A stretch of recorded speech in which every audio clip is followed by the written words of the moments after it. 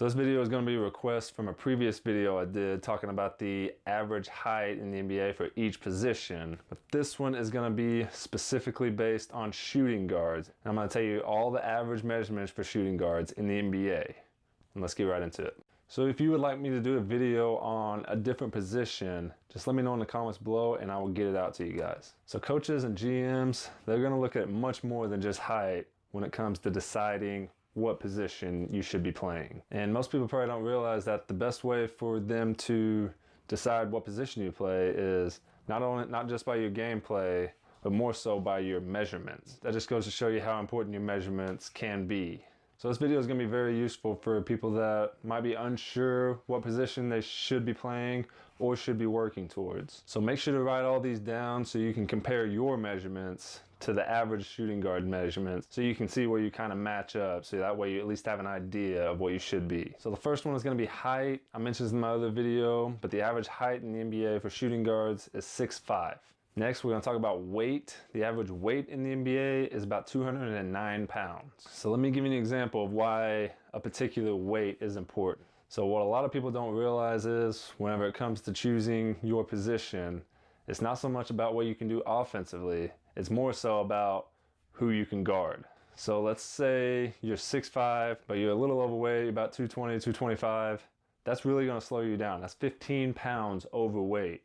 So you're not going to be as quick, you're not going to be able to jump as high, so you're not going to be able to guard very many people. And on the flip side, if you're too light, maybe about 15, 20 pounds too light for a shooting guard, that can really affect you defensively because you're going to be at a mismatch, you're going to get posted up down low, and just become a liability on defense. Especially if you're trying to make the team, that is not going to be a good look for you. Now you will be a little bit quicker and you might be able to jump a little bit higher, but adding those couple extra pounds could be the difference of the coach deciding to play you over someone else. You don't want to give them a reason to take you out of the game. And if you can do something about it, like you can with weight, then why not? Next up, we're going to talk about wingspan. So if you don't know what wingspan is, basically your arms distance straight out. It's basically how long your arms are. So the average wingspan in the NBA for shooting guards is 6'8", so roughly 3 inches longer than height. Next is going to be standing reach, and standing reach is just standing flat-footed, straight up in the air and just reaching as high as you can.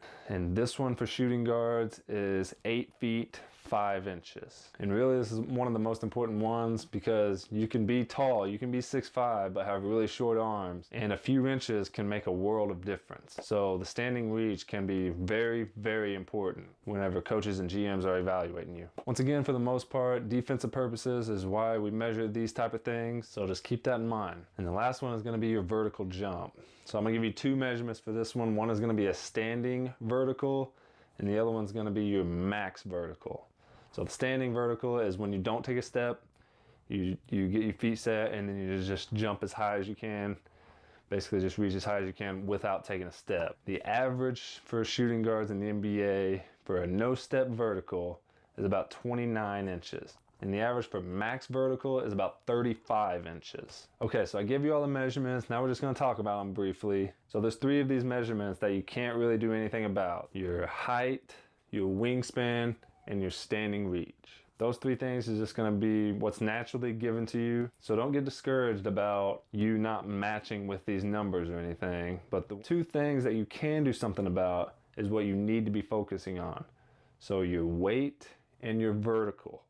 Those are 2 very important measurements that you can actually do something about. So if you are around this height and you're a little overweight, focus on your weight because that's also going to help your vertical as well. And if you're a little lighter, make sure you put in the effort to gain some weight to match this average measurement here. Keep in mind, these are just average measurements, so you don't have to be at these particular measurements. But in my mind, in my opinion, having the mindset of being at the average is going to put you in a great position to succeed. So my question to you guys is, how close are you to these shooting guard measurements in the NBA?